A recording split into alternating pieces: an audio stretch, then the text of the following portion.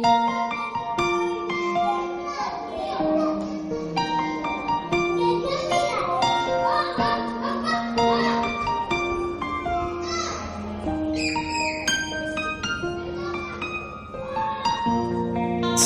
isika ny lalao ambany masoandro mibalika, ny tany tsy miova fa manavao, izay malaina ny saraka tofolaka resy ny tantara fa sedra ny ady mpiainana, manilona fizay no anjara tsy misy safidianana, virom-pifankaty to mifankahala, ro mpifankazatra mifandratra, ro mpiarady tsy mifankalala, antany ny fandalovana.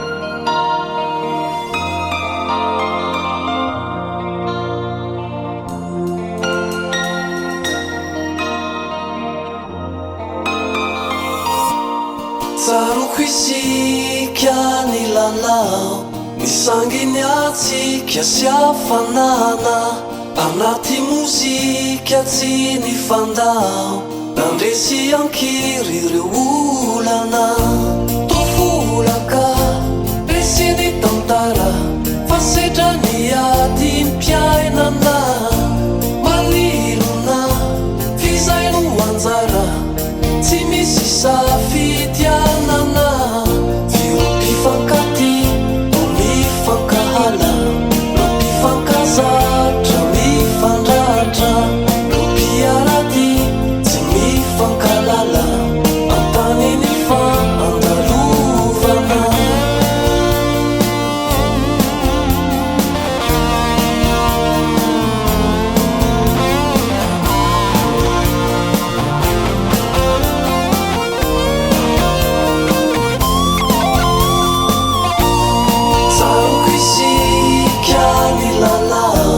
Ambany masoandro mibalika, ny tany tsy miova fa manavao, izay malaina ny saraka.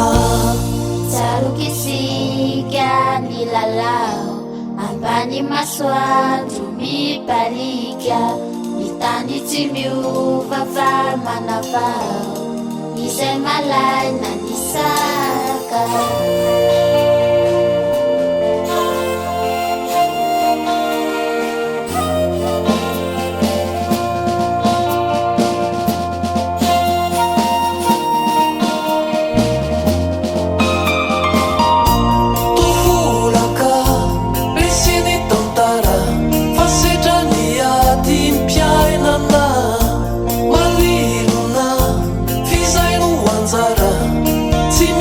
Safidianana, virom-pifankaty no mifankahala, ro mpifankazatra mifandratra, ro mpiarady tsy mifankalala, antany ny fandalovana.